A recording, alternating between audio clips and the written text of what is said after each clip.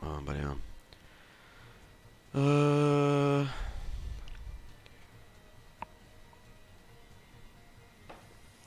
how much educational games would we get today? Well, we have one series already done, and we have another series coming up in roughly 10 minutes.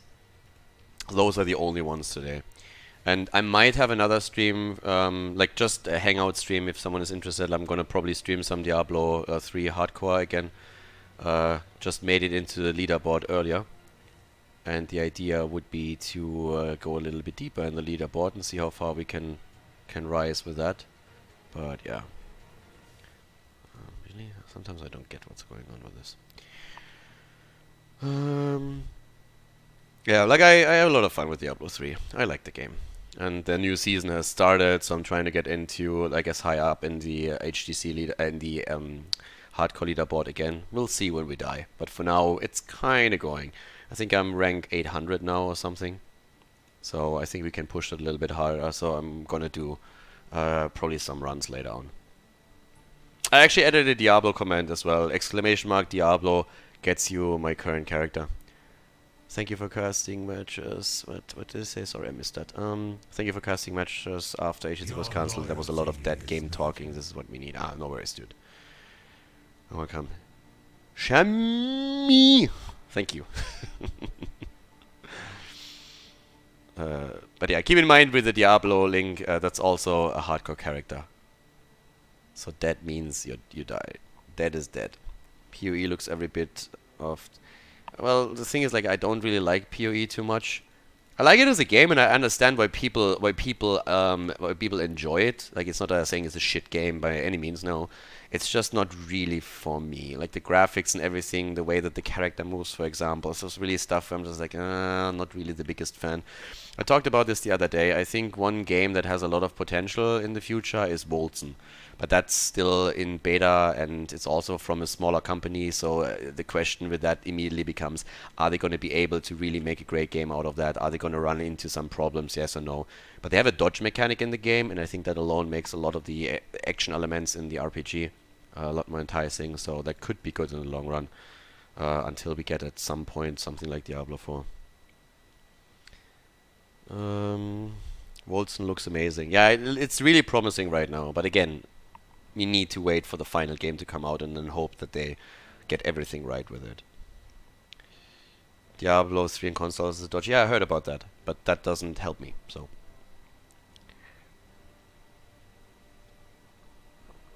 Can recommend Grim Dawn. I think I didn't like the graphics on that, but I heard about it and I think I looked it up at some point. I'm happy with Diablo 3 right now.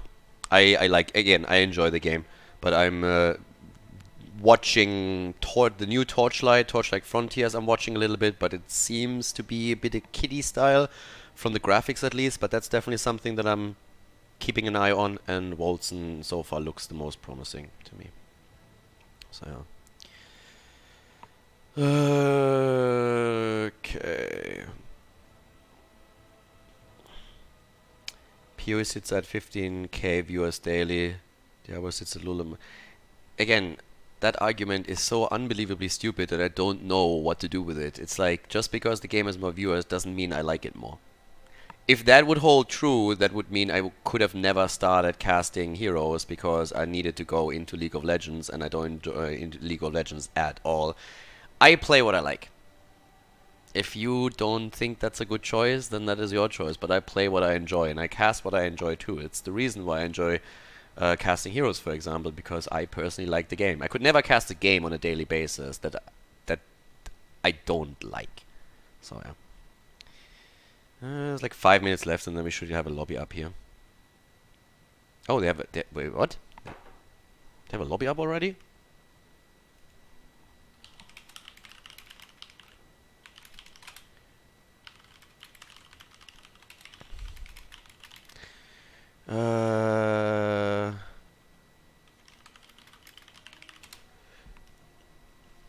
Alright. They have a lobby up.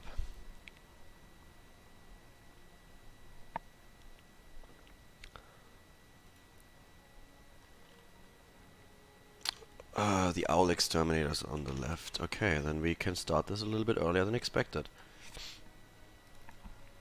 Does that fit? It's probably doesn't fit. Would you cast other amateur championships worldwide? What do you mean? In Heroes? I don't understand the question. What do you mean with other? Okay. Oh, you mean other leagues outside of Heroes launch? Yeah.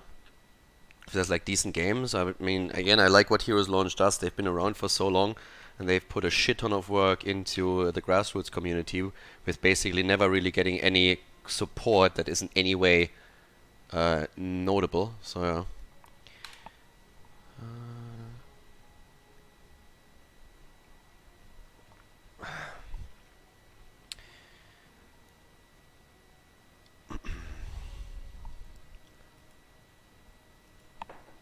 Okay, ready when...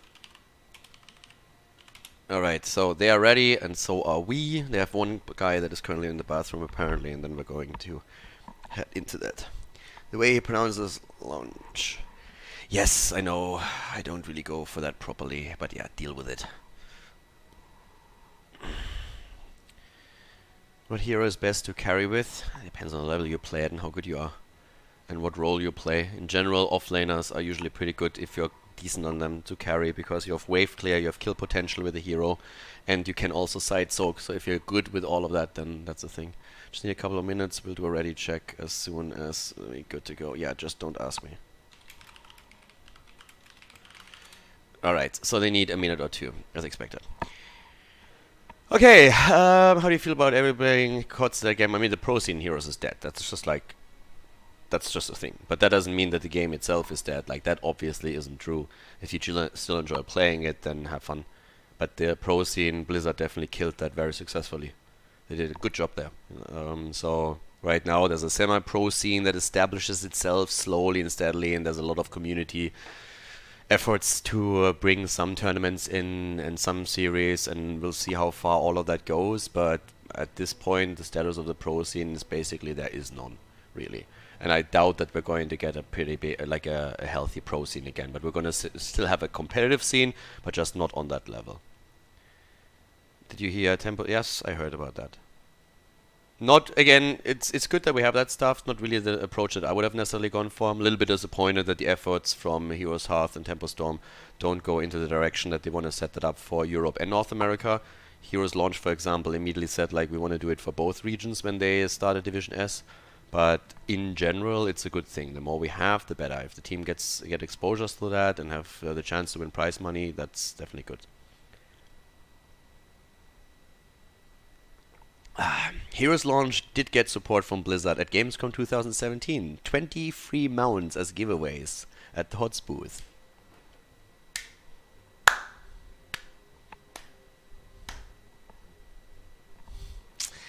Great job. Yeah, 20 free mounts for an org that draws, like, how many players? 800, more than like 800 to 1,000 players each season.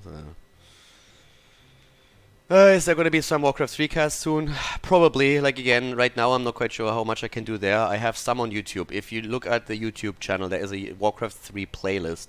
Check that out. There's a new Madfrog game that I uploaded, I think, 3-4 days ago. I have a few more that I have to get in there as well. So.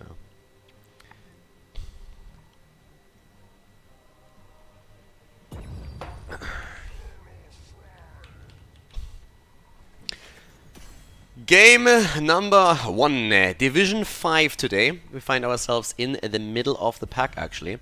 Infernal Shrines is our map, and we have Team Moon going up against the Owl Exterminators. So apparently it is a team of players that hate Tyrande with a passion. They don't like owls, and they hate Harry Potter as well, because there are way too many owls in that damn movie. Genji banned out, and Alexstrasza taken apart on Infernal Shrines right away in the first ban, because, well, Dragon Queen is pretty solid, so they can already get rid of that, make sure that nobody just sneaks in 20 stacks and then pops the Dragon Queen and tries to demand the pressure there, or like the position, and gets this. So Division 5, I'm not quite sure what to expect here. We're in the middle of the pack, basically. It's not quite Division 7, but we're far away from Division 1 either. If anything, I would probably assume that the team's a little bit on the lower end of the spectrum. So, for now, we're having Mal'Ganis also banned out. Mal'Ganis is actually a band that you see a bit more often in the lower leagues within Heroes Launch, just because it's harder for teams to deal with him, since you don't see as much synergy with stacking CC abilities, which is obviously one of Mal'Ganis' weaknesses. Whenever he's getting taken out by that, a lot of stuns stacked on him, so he can't have his self-sustain and then take him out there. Asmodan banned out reminds us a bit of the drafting patterns that we see in Division 7, where that is pretty much a standard. And now, Garrosh as the first pick for them. Let's see, double pick for Ti-Moon. Now I casted at some point the Owl Exterminators in the past. Zeratul Diablo combo attempt. Okay, and now we're talking. Void Prison into Apocalypse, maybe, because keep in mind, if you're on Infernal Shrines, then playing with a Lightning Breath is still pretty good. You can secure your position on the shrine, and you also get the wave clear through the Lightning Breath that allows you to just burn those minions to a crisp. So if you need to secure a few last minions, that's another good one that you can use. Kel'Thas, let the world burn, and Deckard Cain with that. So that's our second Kel'Thas here today. Had one already earlier on Infernal Shrines, and it is a hero that can definitely bring a punch when played correctly, especially if you know how and when to use your Gravity Lapse to get other stuns stacked on top of it, or as a follow-up to a pre-stun. Can be really nice if you have some other hero in there that gets a little bit more single target damage in. Can be an auto attacker, for example. Dehaka banned out, so no global shenanigans through the off lane. Still a few around. Jaina gets banned. And I want to highlight this also real quickly as we're heading into this. This is another match that is now played in the newest patch of Heroes of the Storm, but the patch has only dropped like 1-2 hours ago. So nobody is really familiar with all of the changes in the patch just yet. Most of the changes were very, very small adjustments. It's actually something that the pro scene wanted Blizzard to do for a long time, where they said, stop just reworking every single hero and changing them completely. Make the patches so that you adjust small things, make talents a little bit stronger, make other things a little bit weaker, play with the cooldowns, play with the damage numbers. And Blizzard is now, after they cancel HGC, finally doing exactly that. Listening to what the former pros have told them. So we're having a lot of small adjustments here that can eventually bring some heroes back into the game, back into the meta, but it's just subtle things. Might not agree with everything that they changed there, but at least the general approach is actually something that is pretty cool. Thrall and Arthas, both now taken, so taking a bit of a page out of the Nexus contest that we had recently. Arthas on the offlane, still very powerful here. And Leoric against Arthas now, so both of the teams with a triple melee line. Ladies and gentlemen, we are heading into game number 1 in the best of 3 series, with Infernal Shrines coming up first. Alright.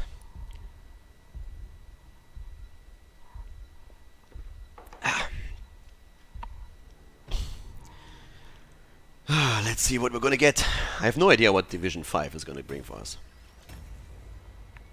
Are you still affiliated with Blizzard, or just a fan of their games and that's why you're playing casting them? I really like, or I liked Blizzard games in the past. Should probably not say like, because I don't like a lot of the things that they did with Heroes, and we'll see how they continue from here on out. But I'm not affiliated with them in any way, so that. But yeah, in general, I've been a big fan of Blizzard games for the last 10-15 years or so. More than 15 years actually. I think my first Blizzard game was Warcraft 2, Diablo 1, like what came out there? I don't even know. Oh, Lost Vikings actually is another one that I played. Game number 1, everybody! The Owl Exterminators against Team Moon. Division 5 of Heroes Launch. Not quite sure what to expect here, but we're gonna find out. Weasel on Kel'Thas. On the blue side, on the side of the Owl Exterminators, we have Exalt on Deckard Cain, Didgeridoo on Garrosh, Ashendarai on Thrall, and Falop on Arthas. To the right side of the map, Maladriel on Anna from Ti-Moon. Von hinten wie von vorne, A-N-A. Pop and Fresh playing Orphea. We have Proximo on Zeratul, Torask on Diablo, and Yimmick on Leoric. Okay, let's see what exactly we have in Division 5. Casted, this is I think one of the few divisions that I haven't really casted, so very curious to see what exactly the play is going to be here. Singularity is back to check what's in the fountain. Didn't actually hit anything there. We currently have Rhyme taken on Arthas for block on level 1, Echo of Elements for Thrall. No convection. Didn't really expect it here in Division 5. I think that people in this division probably have sense enough to not go for convection, especially when you're up against the Zeratul, kind of realizing that you need that shield later, and that you're not going to get too much out of your Kel'Thas player when he's dead. So yeah, making that sure first of all. Outside of that, pretty standard talents on the other side too. I mean, we have Consume Vitality, which I believe was even buffed a little bit in the current patch. Again, the patch just dropped an hour or two ago, so we don't really... I have 31 heroes were changed in the patch, and as I said already in the introduction earlier in the draft, most of the heroes just saw very, very small changes. 1 or 2 abilities that were maybe reducing cool. Oh, Zeratul! Yeah, trying to be sneaky here. And he actually gets away. Barely. That was nearly a kill from Kel'Thas there. Weasel with a good flame strike, but it was just not enough with the damage. But as I said, 31 heroes were changed, but as I already mentioned in the draft earlier, most of them only received 1 or 2 small changes to an ability, to baseline damage or hit points. So very subtle changes that can still bring a hero then back eventually into the meta and will adjust that slightly. So it is something where we're going to have a bit of a closer look soonish, but for the time being here, something that we can't really dig in too deep. When there's something really big coming in from those changes, I'm going to let you know. But for example, Jaina, as she was changed, she is now a bit weaker, has a little bit more of a punch to especially her Frostbolt, so that's already important. I mean, she was very often picked during the Nexus contest in a very, very high pick position and priority. So that has been slightly adjusted. There have been a couple of tiny nerfs to Zeratul as well. We've been always talking about his cleave on level 16, which is of course still strong, but something that Blizzard is definitely over time looking at. Be that as it may though, looking at the talent choices, for now we also have the piercing darts for Anna, so she's gonna try and get the extra range increase as quickly as she can to stay a little bit farther away from the action whenever the shrines are going to be fought over. With that in mind, Indomitable has now also dropped for Garrosh, and that is of course one of the go-to talents for him to keep himself safe here. The shrine spawning at the top side though, so already announced, and this is oftentimes a bit of a death trap, so you have to kind of be careful how you engage into this. Leoric and Arthas are still looking at the wave clear, and Leo particularly has been trying to rotate a bit between the lanes to keep the rest of his team in a position where they can start to rotate mid-bottom, can fully focus on bot lane or engage into team fights, and so far it doesn't quite work out for them. With that being said though, looking at the Consume Vitality, we have with that now also the cooldown reduction here for the Skeleton Swing, straight into the Ghastly Reach. And this is a particular combo that we have actually seen from Leoric players a bit more often on Infernal Shrines these days. One of the reasons, pretty much, that over here, when you have a Shrine fight, you are with Ghastly Reach pretty much guaranteed that you're hitting a few heroes. And once you head into level 13 and into level 16, you're going to get the cooldown reduction through the hits with the Skeleton Swing, and that is really going to help you to just like goes through your opponent continuously and get the most out of this. Now we've been talking about the Echo of Elements quite a bit too, and Thrall normally wants to make sure that he has that completed by the time that the first objective spawns. We're already 2 minutes and 30 in, so it's pretty tricky for Thrall to get it done by that time. It's a pretty early spawn on the objective on Infernal Shrines. Normally we see Thrall complete that quest talent at like 3:30 to 4:30 if you're doing your job. And Ashendarai is currently sitting at 13, which isn't really too bad. So he's going to get a few more out there, can maybe optimize that slightly, but in an ideal world he would try and get that towards the top lane when the objective is actually active, depending on if the fight over it is being stalled out or anything. Drops a little bit more, quite a bit of mana there, but is actually getting the damage in against Zeratul, so not too bad. And the Frostwolf Resilient keeps him in play too. Little fight here at the bottom of the map, and Garrosh trying to create some space for his teammates. It's a bit of a weird situation that they have, but it's only a 2 versus 3 and nobody is rotating in actually. But it seems like the blue team doesn't really know what they want to do with this. Do they want to take the camp or do they want to take the fight? They decide in favor of the camp. Up to the top lane we have some pressure against Arthas. As Zeratul moved in, good Howling Blast, hitting 2 here. And not dying is pretty much what you want to do before that's the case. So now, the camp taken, that puts pressure onto the bot lane, but it feels like the red team isn't willing to do anything about it. Instead, they are making the rotation to the top. Diablo against Thrall here still. Actually trying to make the play for him for a second. But we have Moon ready in the top shrine. They are starting to really get a solid lead here. Already sitting at 20, which isn't really bad at all. So at this point in time, the Exterminators need to start putting some work in here. They have now a camp pushing the top bot lane, which is great for them, but they really need to take a position if they want to have a chance of winning the Punisher. Again, slows Deckard Cain with a big root now too. Good combo from Deckard. Exiled way in the back here. Taras gets flipped in for a second, but 30 stacks against only 6. This isn't looking too good for the Exterminators unless they get a kill here. And they're trying. Zeratul has to jump out. Diablo with the engage stuns into the wall. But we have Leo far out here. Good zoning around the shrine, but they are still far behind. And if they can't get a kill, that would be a problem for them. The cleave comes through, and Ophia with that damage. The blue team is going to have to tap at some point at the fountain, and that is the only opening that Moon will need to go for the objective. And they're getting more too. They're getting the kill against Thrall. Counter kill potentially against Zeratul though, and yep, they make it at least a trade. A 1-for-1 trade here. But the objective, there's no way you're going to take it right now. Weasel on his Kelthas is trying, but obviously they're so far behind that this is not a play that they can make here. Once again, we're having everybody just like staying behind the gate, baited over. Again, Division 5, I expect big things from you. I expect at least the bait. Yep, there it is. And look at that. Indomitable being used by Didgeridoo to make sure that he's not getting stunned by the Punisher. And that's perfect. This is how you defend against the Punisher. Bait him over and then make the play. Your opponent is maybe going to get the wall if they're putting a lot of work in. But that's about it. One of the main reasons why they couldn't burn it down even quicker is because they had already Thrall in the mid lane and they rotated Arthurs down to the bottom of the map. But you compare that to previous games that we casted, where teams failed to bait the Punisher over, and you already see a massive, massive difference here. That being said though, slight adjustment, no Fright on level 4 for Ophia, but still heading into the level 7. Proximo is getting really good damage out, by the way, against all of those heroes. And Arthas usually is pretty solid against Zeratul, just simply because your Frozen Tempest alone is slowing him down, is making it harder for him to get the auto attacks in then later on.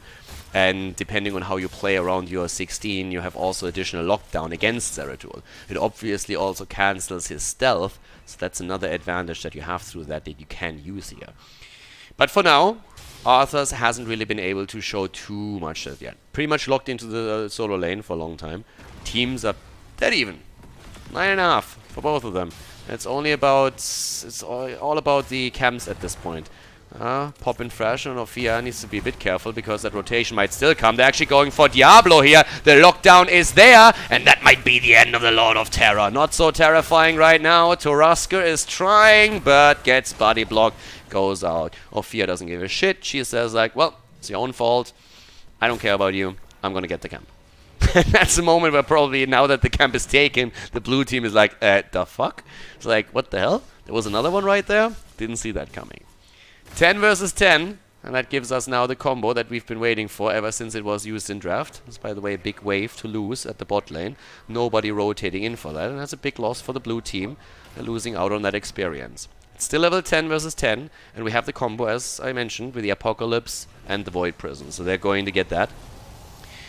And there is already the first setup. Ooh, a little bit of a mistiming, but it's still enough to get the kill against Deckard Cain.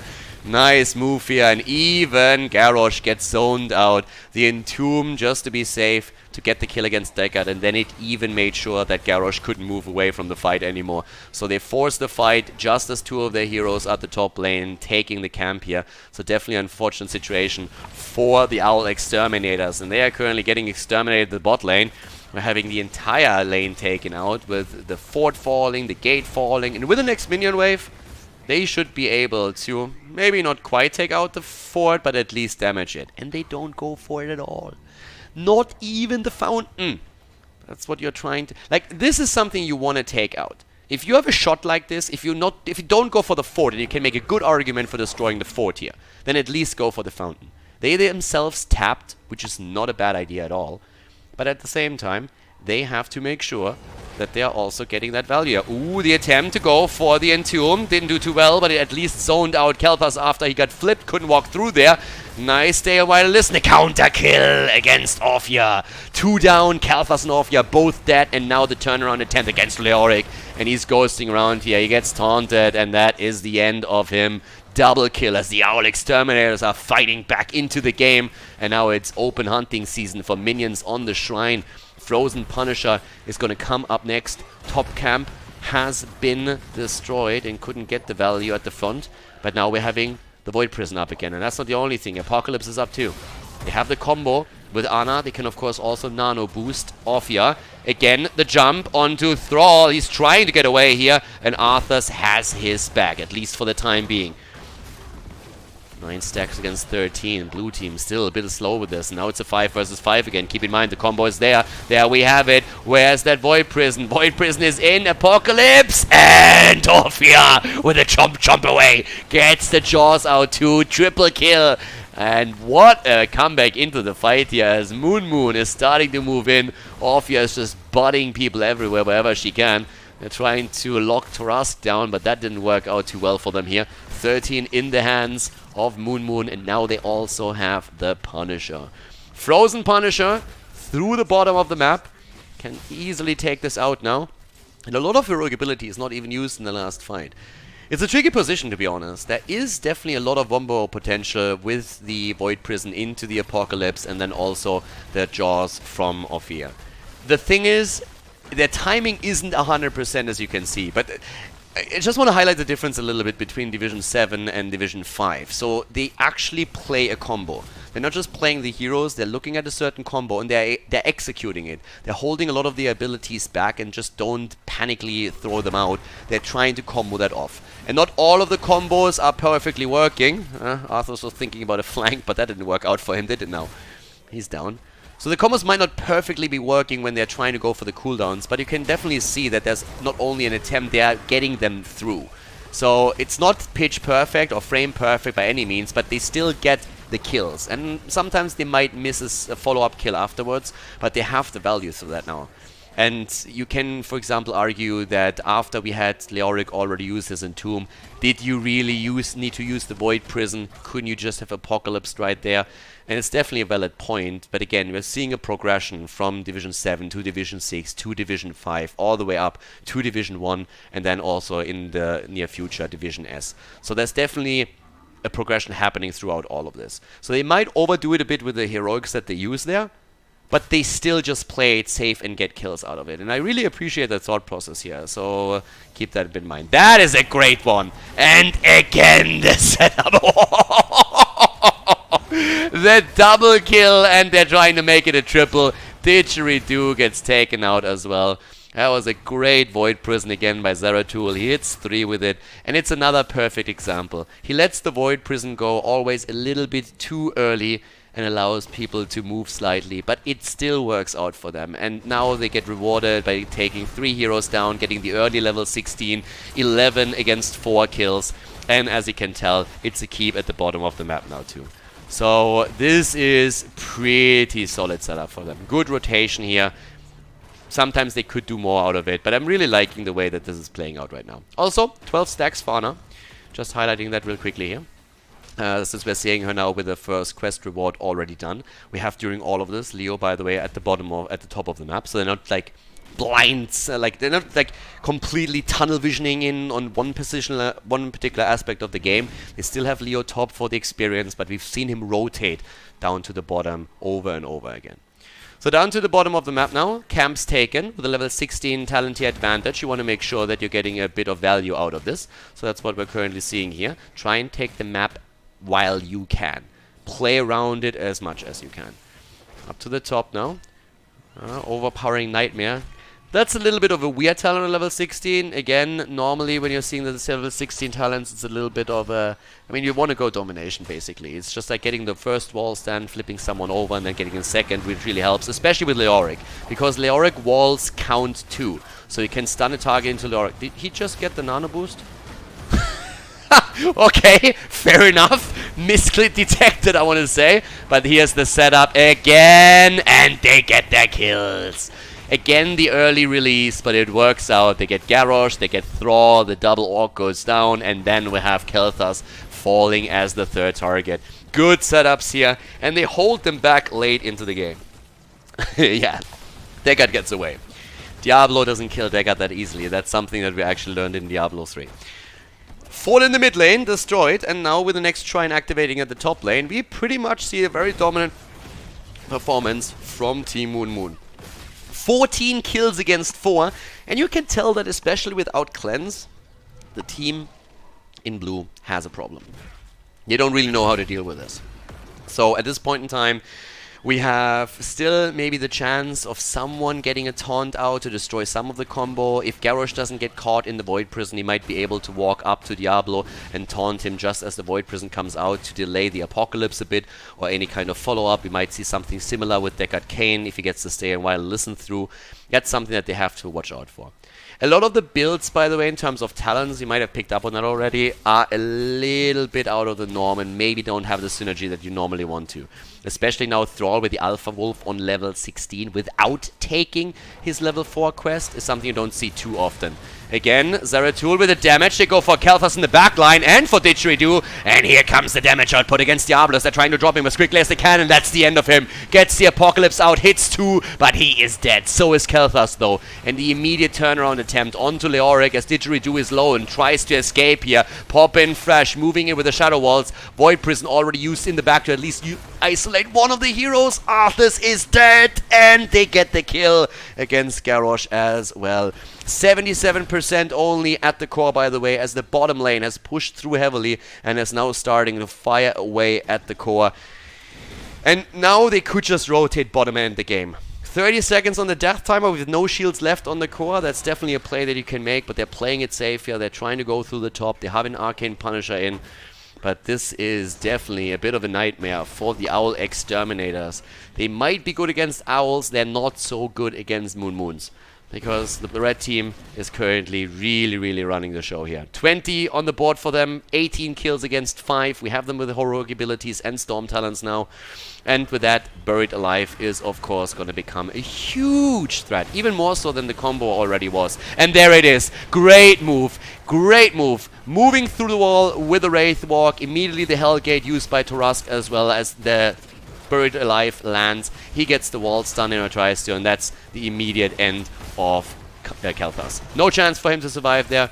Very good reaction, very good idea there too. And now we're having another kill against Garrosh, as we are going to see game number 1 end in the hands of Team Moon Moon.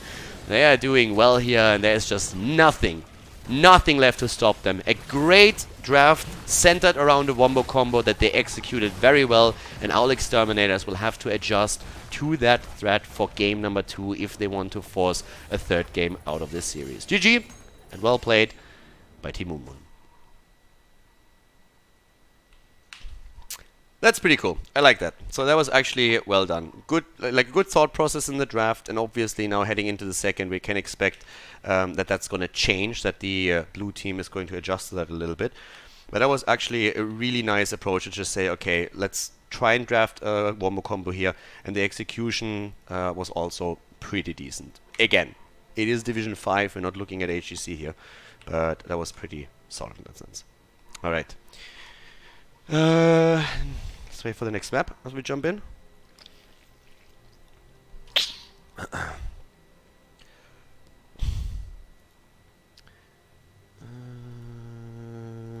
Wait, 1, 2, 3, 4. Okay, where do I do this? Here. Okay, let me look that up all right. So, okay.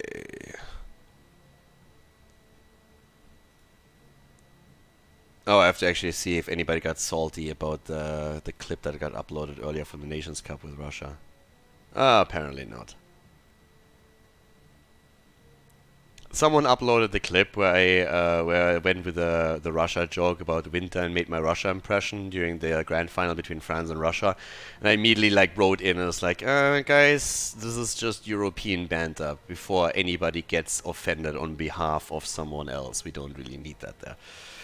But yeah, I took the piss out of pretty much every team, including the Germans. So, if anything, more from the Germans than anybody else.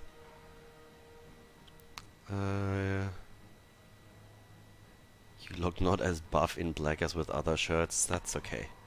I'm not aiming necessarily for always looking buff on stream here. This isn't a runway. The German efficiency.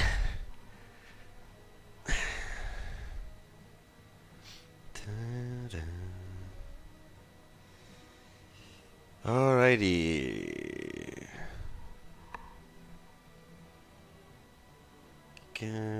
I'm waiting for the map. Of course, Germans are political correct. That's a new one right there. God, I hate political correctness. I hate PC. It's like every single statement that you hear these days from a company, it's just word soup. Nothing is said these days anymore because you don't want to offend anybody, and this is like you're trying to play a card safe. And it's a funny. I'm not talking about like running around like insulting people or anything, but like any statement. Look at Blizzard's statements. No matter what they're talking about, it can take any company. It doesn't have to be Blizzard. Nobody says anything anymore. It's just words. It's words that are hoping to make you feel good no matter what happens. And it's just like nobody actually goes in and says like, yeah, guys, this sucks, but we kind of have to do it. I'm sorry, so let's just go and then. Yeah, so it's so weird. Yeah, no links, guys. Sorry, I don't know what exactly that is. Oh, the Russia advantage thing. If you haven't seen the clip yet, I would again recommend that you watch the entire thing and you watch not only that clip because it doesn't have everything, but if you want to see the clip, it's on the Heroes of the Storm subreddit. If you type !Reddit into the chat, it's gonna give you the link. It's within the top 5 threads right now.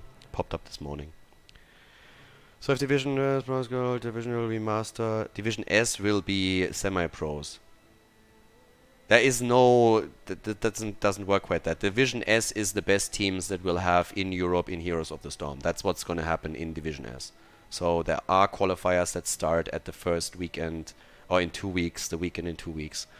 And that will have teams like, for example, MENA has a team with Hazorps, Smexy, Eternal, and who else is playing on their lineup? Wait. Oh, JPL on the tank, exactly.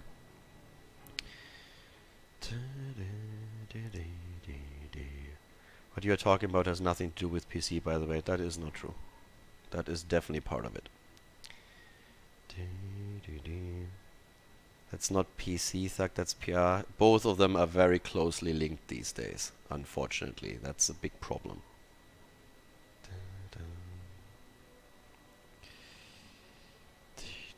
It's not exactly. It's not it's not synonymous. Don't get me wrong. I'm not claiming that, but both of it is way too closely linked these days. Okay, so apparently one of the guys went to grab a drink, and then we can Dragonshire is our second map. Smexy can't even win an ARAM though. Yeah, he's 0-3 in ARAMs right now. 0-2 or 0-3 or something. That's actually kind of fun. But that's also on Heroes that he just doesn't know how to play, right? At least that's what it looked like. Sweet. Let's get that set up. You cast just EU games or NA2? Pretty much right now only Europe. I tried to cast NA twice, and both times the teams that I casted, one didn't show up, and the next series that I wanted to cast, one of them forfeited 30 minutes before the game started. So I got a little bit unlucky when I was trying to cast the NA Heroes launch matches, unfortunately. But if you think people are too PC, you need to meet new people. Yeah, okay. I'm from the best. I'm a pretty decent support, but I don't expect me to try to melee. Okay, seems like they're ready. So again, Dragonshire is going to be our next map if the other team is ready as well. Okay, nice. We are going. Game number 2, guys. I was going to be using Heroes Share Twitch overlay. I don't know. I never said anything about that overlay, so I can't comment on that, Goldilocks Bear. I don't know what others wanted to do there. Game number 2, everybody. Dragonshire is going to be the map. Moon looked really strong with the wombo combo that they played with on Infernal Shrines. Our Exterminators were caught a bit off guard by that, it feels. And I think that's going to be reflected now in the bans. I'm pretty sure that the ban on Zeratul, for example, would already help them quite a bit. Maybe banning out Diablo 2 if they feel like it. But there's the Zeratul ban, as you would expect. That setup was just a little bit too strong. And therefore, we have the reaction from the end. Dehaka also taken out now. And that leaves us with the second ban, and that's going to be the interesting one. Do they feel they need to ban out more from that combo, or are we maybe going to see the ban on Jaina again? She's great for these wombo combos too, even after the small nerfs that we now seen for her damage output, especially around her Q. But they could also just let her go if they feel that they need to ban out a hero like Diablo here, or Garrosh, the frontline. Yep, Garrosh gets taken out, first pick goes to Team Moon, and now they're gonna straight in with a first pick on... They let me hanging. It's actually bad. Again, it's Division 5, so there is still a huge element of personal preference here. But as the first pick, I mean, there's a bunch that you can really take now. Tyrande would, of course, in a higher level, probably be one of the heroes that would be considered here. Jaina is another good choice, though, since, as we said before, she brings that damage out that you want as burst. And if you're playing around any kind of wombo setup, a Ring of Frost can be fantastic if you have the initial pre-stun, in particular. And there's Diablo and Jimmy. Good choices as well. Taking Diablo away so you don't have any kind of setup around Apocalypse with Jaina, Ring of Frost following it up. And Tyrael, pick plus Alexstrasza. Okay. That's going to make things a bit interesting, because with Tyrael now being picked, you kind of... Now again, it's a bit of a different way of looking at this, right? When I see a Tyrael, one of the first thought processes that I have looking at the top level is you kind of want to see if you can get a blaze with that, because you have a bunker and you have a sanctification. But that's oftentimes what we don't get. I don't think if I mind that ban on Greymane either. I mean, back in the days it was that you would try and engage with Tyrael, drop a sanctification, and then Greymane had a free pass to engage into the battle and start to take opponents down. So that might be a thought process that they have. But I want to see what the offlaner is going to be, because again, normally with Tyrael you want to have sanctification plus a bunker in an ideal world. That strategy has been incredibly successful in the entirety of 2018, starting with Katowice, by the way, when we saw Dignitas have to fight against that when Team Expert made it all the way into the grand final. Not Expert. You know what I mean. But now Tyrande banned out, and I really want to see what the follow-up is for Tyrael. You don't have to play that only with Blaze. You can get a bit more in there. But yeah, now Li Ming and Deckard both taken. So we have the combo with Diablo and Deckard Cain. Could get Yrel for the offlane too if she's not claimed. The combo between Diablo, Deckard Cain and Yrel was always quite strong, and Yrel in particular is really powerful on Dragonshire. You have the reset potential with Li Ming through it. That draft is actually looking really strong. Looks really, really solid here. But now the question is, what is Moon going to get for the last two? Are we going to see that Blaze? No, they played with Sonya and with Phoenix. Not quite the synergy that they had on the last one, but there's definitely a couple of elements that come together in that draft. And how about the reaction for the top lane? Blaze would be a good choice. Yrel would be a good choice. I guess you can play it also with Leoric if you want to, but I would prefer one of the previously two mentioned. And the last pick for Team Owl Exterminators is Arthas. Arthas is okay too. Arthas works. Does have a tougher time of claiming the shrine and holding the experience on lane, but it's still a hero that gives you, together with Diablo, a really nice setup here. I would expect Sonya to go into Hurricane on level 4 to adjust a little bit to that, but Arthas is still now a hero on the solo lane and is quite powerful. Yrel, of course, would have been a bit better for the objective alone. But as it stands, good drafts from both teams. Let's see if Moon gets the 2-0, or if the Owl Exterminators are able to force this into game number 3. Alright. Let's go.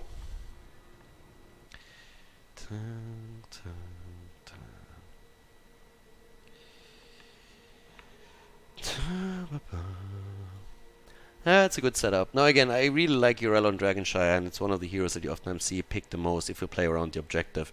But Arthur's works really well for them. Good front line, you can help out Reyna with that. And it's tough to break through them for sure. So yeah, I like that. It's a decent draft. Now you have to be able to play it properly. Game number 2, everybody. Dragonshire, and we head into this match with the Owl Exterminator starting on the left. Weasel on Reyna for the Owl Exterminators. We have Felop on Arthur's, Exalt on Deckard Cain, Didgeridoo on Diablo, and Ashandarai on Li Ming.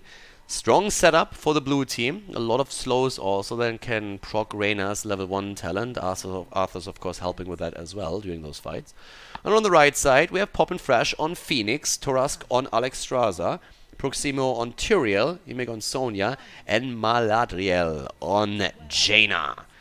Am I crazy, or did Torask play Garrosh last game? Am I getting senile here? Am I getting too old for this shit? I'm not quite sure, but I kind of remember that Torask was playing the front line in the last game. Not Garrosh, I meant Diablo. I'm pretty sure he played the tank the last game, so they might have switched roles out after all here.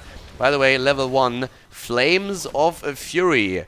The Flame Buffet now taken for Alexstrasza, so a bit of an adjustment when it comes into the builds. And a bit of a role swap here too. Apparently when it comes to Tyrael picks, it's more so about Proximo here. The level choice, or the talent choices for the opponent's team, not really too scary either. Okay, Li Ming moving up to get the experience there. Jimmy, by the way, like, we have a very weird top lane. We have currently Arthur's and Sonya, and both of them are in a 4-man, and instead we're actually seeing up to the top Phoenix going up against Jimmy. Sonya is making her way in there too, but up to this point we actually saw 2 range heroes on that lane. Poppin' Fresh is also getting pretty much bodied on the HP pool here. Needs to play around the shield a little bit more if he wants to be successful on that lane. But I could definitely see them now started to rotate heroes back down once again. With that said, we have also on Sonya on level 1, as we see on Arthur's, their variation of the block talent taken, Tough as Nails and Rhyme. Even Arthur's now moving top, so it's a 2 versus 2 top lane. Don't see that too often, but I think eventually we're going to end up with more so rotation here. It's apparently more so a question of dodging Phoenix that I feel we're going to see here, which is why the ranged hero is all of a sudden on the lane. Arthur's player just saying, yeah, I don't really want that. But with them now committing 2 heroes to the top side of the map, it's very unlikely that we're going to see them claim the bottom.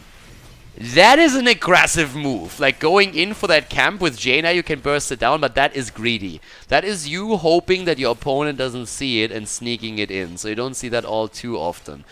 But, yep, in the mid lane, they're also getting heavily pressured right now. And there's no kill just yet, and with, well, Phoenix taking over the top shrine, that's not a problem. So this greedy move actually works out for them. So they're getting the camp, which is of course now a very unpleasant surprise for Team Owl Exterminators. But that is a very greedy move, and that can get punished. That's something that you have to be very careful with. As it stands though, the level 4 talents are ready, and the Flame Buffet build continues on Alexstrasza, heading straight into the heat exhaustion here. Getting the additional slow here. Icy Talons on Arthur's, so he is very likely going to go into Rune Tap. And to the top, again, the pressure on Weasel, but a good penetrating round creates some space for him. He has still the fight or flight here, and is even trying to push Sonya a little bit further back. Also domination now for Li Ming. Of course, she can go a bit deeper once she has Calamity with that particular talent choice. But in the mid lane, Dragonite channel started by Imegon and Sonya, but thankfully for the blue team, they were able to reclaim the shrine at the bottom of the map, so no Dragonite just yet for the opponent in red.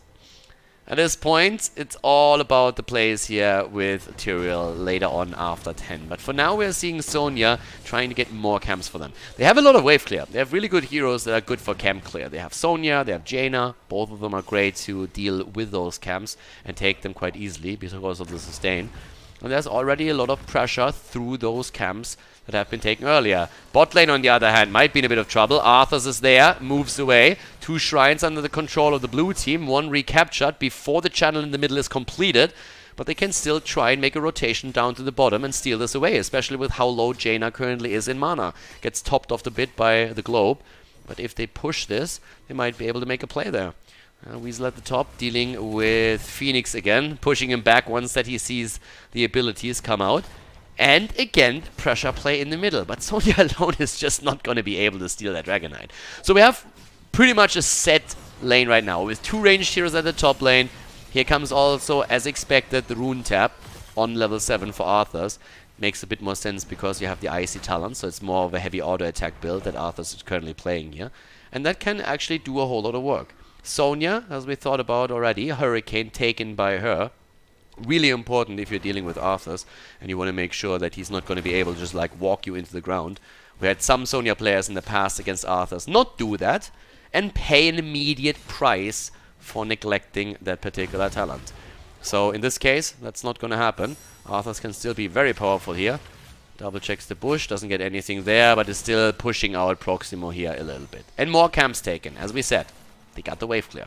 They got the burst damage, and they get another camp. So a lot of mercenary control in this game. But it hasn't really resulted in anything, and now Sonya might be in trouble here. Slows are coming through, and Emek is able to walk away before he gets dropped. But now a heavy fight here in the middle, as all of a sudden the blue team is threatening the first objective of the game. Arthur's is still holding on to the bottom shrine, and Tyrael has a tough time pushing into that, whereas we're seeing Arena control the top. So for the time being, massive pressure here. Sonya trying to rotate down to help them, but it's Tyrael now moving into the middle because they're realizing he won't be able to grab this. So they try to create a 4 versus 3 scenario in the middle of the map just to be able to do something about that Dragon Knight that's being threatened here. Dead even in experience, by the way. No advantage whatsoever at this point. And with that said, we now also have at the bottom of the map Arthur's dealing with that Siege Giant camp that we saw there. Quest completed. Folextraza on level 1. Sonya rotating top, and they're trying to go for Reyna. A bit of a bait here for Portman Flash. I heard he's a master baiter. But Weasel goes down. Nicely done. Well baited. Mid lane, on the other hand, Didgeridoo and Ashandarai, they also have to be cautious because you have that burst damage from Jaina, and if you get locked down for a moment, that could definitely drop one of those low HP heroes here. Bottom lane, at the same time, yep, there comes the collapse onto Arthur's, and the Judgment! Judgment leap and the kill! Didn't even see that coming. Can you spell a wombo combo? Yes, they can. You start with a Judgment, you lead with a leap, and you drop the Ring of Frost. In that case, it wasn't even needed. Jeez, that is going to be really, really interesting for the remainder of the games. There's no cleanse on the other side. There comes the Dragon Queen trying to push that out, but Jimmy at the top has done his job well.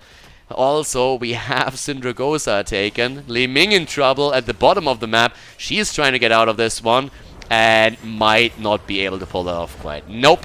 Alexstrasza, even committing to the ult to secure the kill 100%, is able to pull that off, and that is 3 kills against 0 right now. Very, very different setup. What's the problem when you go leap with Sonya? Well, first of all, you obviously lose a bit of your sustain, and then second of all, a lot of Sonya players have a tough time connecting the leap and don't really get as much value out of it. Ooh, that hurts. Jimmy is down now too. The thing is, if you have a pre-stun, then you can easily go and hit the target, and a good pre-stun is Judgment, because, I mean, let's be honest, you can't miss that shit. It's a point and click, and if you're in range, that target gets stunned unless there is a cleanse, and, well, newsflash, there isn't. So if you just follow up on that, Judgment, leap, and then you get the burst damage in, that's all that you need to do. The one thing that I'm actually shocked to find out is that we didn't see Planet Cracker with that setup. If you can lock someone down that long, I would have assumed Planet Cracker is going to be a thing. So to be honest with you, that is, well, a little bit of a oversight in my opinion. But you still have the burst. I mean, if you go already full NA, then you might go all the way, right? But at the same time now, we could see the Ring of Frost as the follow-up. Dragon Knight already with very good value down at the bottom of the map, gets the first fort of the game, moves straight into the middle. And it's just Moon. They come up with ideas and a couple of strategies that maybe on the higher level wouldn't quite work. But down here, I can only say that I appreciate the combo setup that they're running here. It's cool combos that they're trying to use. They use them well, and they might not always be the best, and if your opponent knows about them, they can ban it either out or react to it, but it's definitely a nice setup. Here comes the Apocalypse on the other hand, and Alex is down. Stay a while and get wrecked as Syndragosa comes in. Proximo and Tyrael, he went in deep to get at least the counter kill against Li Ming, but the fight isn't just over yet. In comes Phoenix with a salvo, and they are about to take Diablo down. He gets a shield for a moment, but it's just not going to be enough. He loses his souls. Here comes the kill against Tyrael. 6 kills against 3. 13 on the board now for Moon, as they are looking to get more camps with Jane at the bottom right. But the team in blue, the Owl Exterminators, now looking towards their own bruiser camp. Now, one of the combos that, of course, exists on the side of the Owl Exterminators is a stay and while and listen into an Apocalypse. We have seen stuff like that in the past.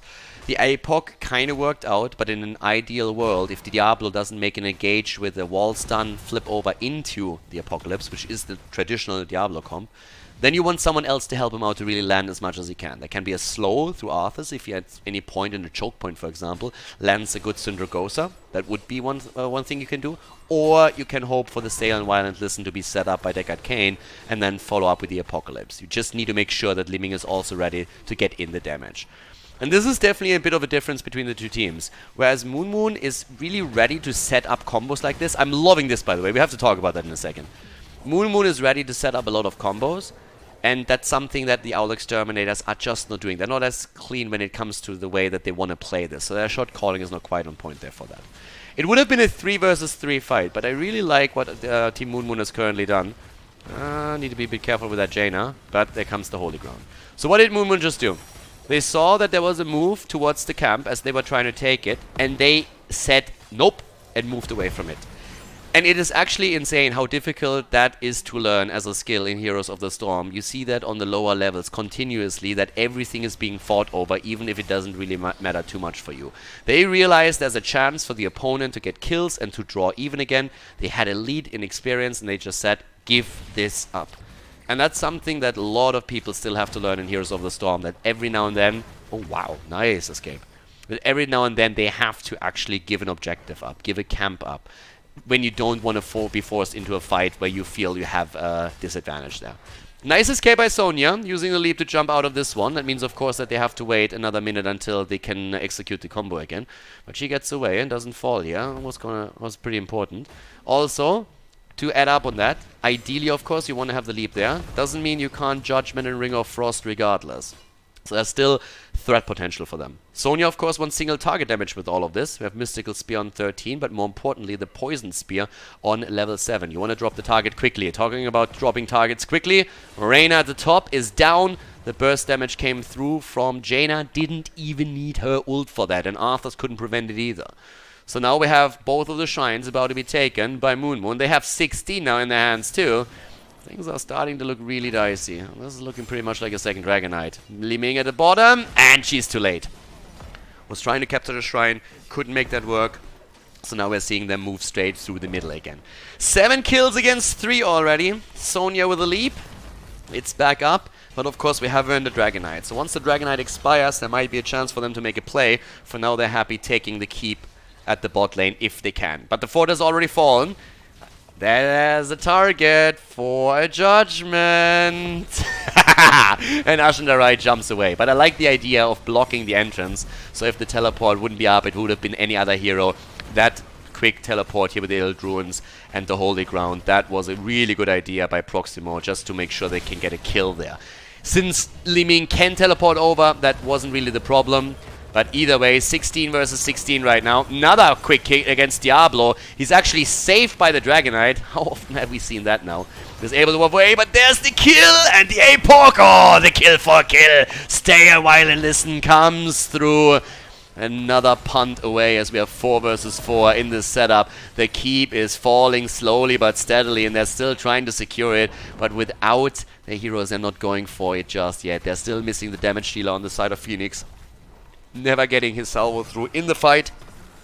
And now with the Dragon Knight gone, they still at least have leap. And they use it. They use the leap. And do they have the follow-on damage? Jaina's just now coming in and drops the Blizzard into the choke point, but she's isolated. And that was definitely not quite the synergy that we normally saw from Team Moon Moon in those games. They still got the kill though. But that was a tricky situation, because if Jaina gets pounced upon as she's trying to move in from the side, the blue team was already driving a wedge between those heroes. That could have been a kill for the blue team if they played their cards right here. And Jaina wasn't there as the leap comes in. The leap was great, it hit 3. But Jaina was too late to really get the damage in right after. And that's normally what you're trying to do with that particular setup. But let's check out the damage here. 25,000 for Jaina, 33k for Jimmy. He's of course proccing his ace in the hole continuously because of the slows that come from Deckard Cain, from Arthur's and everybody else in this setup. Another camp stolen. They go for Diablo. Here comes the judgment. Yep, the isolation through the holy ground and another kill. Really cool ideas through the draft here on the side of Team Moon Moon. And well, they play their style. And it might not be the most successful in terms of meta, but it's definitely something that can work, and they're going in again. And they might get the kill against Li Ming after all. Li Ming is already about to fall, and then we have Alexstrasza jumping in and take her down. But a good Cindergosa from the side, slowing everyone, but the keep is eliminated. And now the only question is, do you make the play for the core, yes or no? And the answer, at least for now, is no. So, again, the leaps connect. You want to have a bit more damage, and ideally you just drop the target right away. So the combos don't work out all the time perfectly, but they get their kills. But of course the combo would be Leap, Judgment, Ring of Frost, or just one of the two and the Ring of Frost follow up with the Blizzard. But they get the damage out, and again, I have to highlight this. It is the progression that you see slowly coming from Division 1 into Division 5 up to Division 1 and so on. So now that we're looking at Division 5 here, you can definitely see there's a lot more thought that goes into the draft where you try to play around a certain combo. And teams are playing safer. You give up an objective every now and then. You give up a camp when you don't feel you can win it. And this is something that is very tough to learn when you're just starting with Heroes of the Storm, because you're just used to brawling continuously and you want to fight over everything. And you always think that if you give up an objective or a camp, it's the end of the world. So it's pretty tough to learn that and to have the discipline to move away. And I would say with Moon Moon, this is actually what impresses me the most. The discipline that they have when it comes to their playstyle here. Level 20 is in. And with level 20, we're now also seeing the Angel of Justice. And it's used right away. They jump through. And here comes the play with the Apocalypse after the stay a while listen. And it's beautiful. Jaina gets taken out, but Li Ming is not able to follow it up too quickly. They get only 1 kill. They lose 4. And now, of course, the core is open again. Arthur's is on the run, but they don't even care. They make the call right away. Already we're seeing Alexstrasza in position for this. And it's gonna be a 2-0 victory. Moon Moon with very good ideas in the draft. Very clean combos that they try and execute. They get most of them. And they drop the core and win the series. Take it with a 2-0 against the Owl Exterminators as Heroes launch Division 5.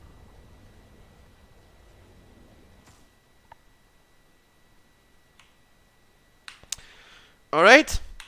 Pretty good setup. A pretty nice setup. Nothing too crazy. Definitely a pretty good attempt to just play around combos. Yeah, I kind of like that. That was actually like well done. So you have a clean. What did they try? They tried a one-bow combo in game number 1, and they tried with heroic abilities a pretty good setup in game number 2 as well. I think they honestly could have gone into Planet Cracker here. I'm not really, like, I mean, you know me, I'm not really the biggest advocate for Planet Cracker and crap like that. But if you already go into a Judgment lead build, you're locking the target down for so long that if you time that properly like they did in the first time they used it, for example, you can play that with Planet Cracker too. It allows you to also stay away farther with Phoenix. Then he has to go in when he wants to go and use the salvo. So if Phoenix, for example, still is in the middle of the map or something, he can still use that. So that's another thing that you could really do if you execute a combo like this. But a lot of that is really just like get the combo going and all of that. They're busts in Division 5. They're 9-0 in games and 18-1 in maps. Yeah, but still, I mean, they might be a bit higher than Division 5. But I think does it matter if they're Division 5 or Division 4? It's not really. I mean, yes, they have good synergy for this, but if they're now Division 5 or Division 4, it doesn't really matter for the point. There's definitely a progression that you see with this.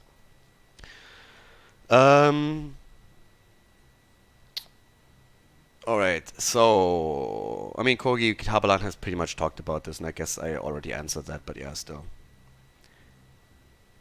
Many great calls. Wish you had a co-caster to explain the little things. You honestly think I didn't explain enough here?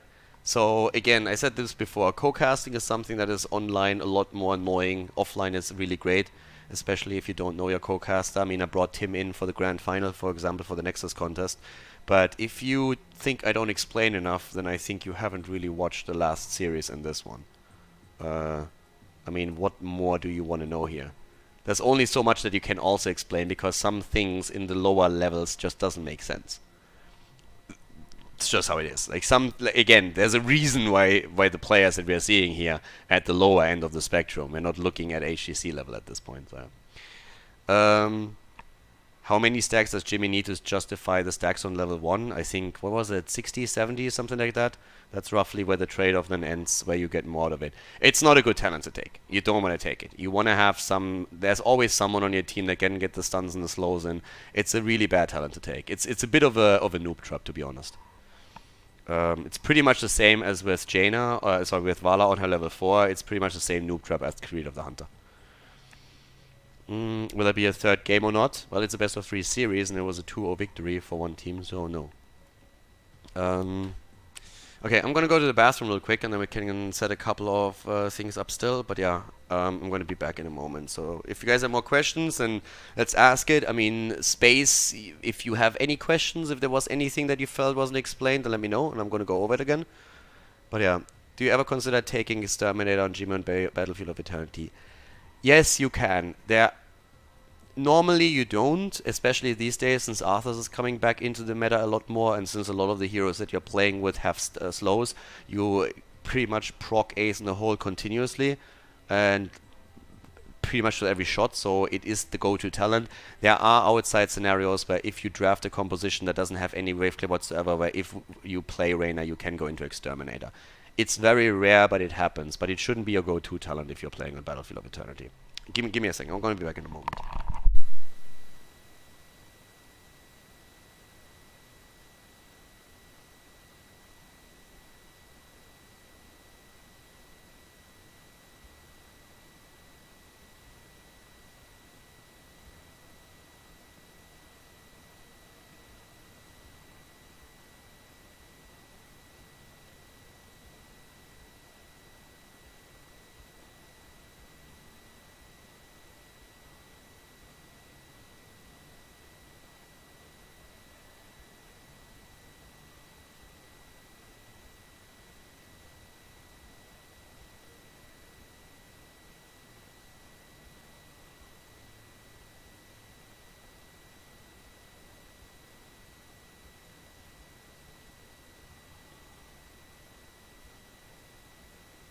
Right. Liming is a bottom 5 here on Hotslog. Wait, what? Let me double check that again. Liming is a bottom 5 hero on Hotslog. Not that it says anything about organizability, but definitely a harder hero to execute effectively than other mages. I mean, first of all, who gives a fuck about Hotslogs? I guess the hero numbers are a bit better, but Li Ming is still extremely good, especially in coordinated play, because once you have setups with stuns, Li Ming can get an amazing amount of damage out. She shines more on some maps than others. For example, on Battlefield of Eternity, she's pretty much always a pick or a ban, but yeah. Okay. Ace in the hole is increasing all your damage, yes. No, that the cook has another, but call his big plays. Rather you call press button when you're ready to stop explaining the tedious thing. What?